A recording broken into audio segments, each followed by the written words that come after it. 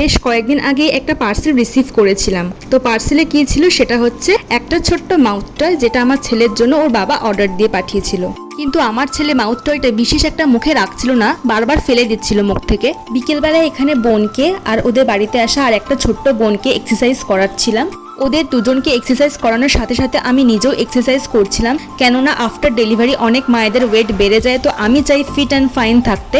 যারা সদ্য মা হয়েছেন আমি তাদেরকে বলবো 6 মাস পর থেকে অবশ্যই ওয়ার্কআউট করুন। আর হ্যাঁ, প্রত্যেকটা মানুষেরও অবশ্যই ওয়ার্কআউট করা দরকার নিজের শরীরকে সারা জীবন ভালো রাখার জন্য। তো এখানে আমার মা ছেলের সঙ্গে একটু খুনসুটি করছিল, তো ছাদে আমরা এইভাবেই টাইম স্পেন্ড করি আর বোনদেরকে টাটা করে দিলাম। ওরাও বাড়ি চলে গেল। আর ডিম কষা রান্না হবে, তো ডিমগুলো ঝটপট করে এখন ডিম কষায় রূপান্তরিত হয়ে গেল আমার এক চুটকিতে। তো এখন খাওয়া দাওয়া করে নেব।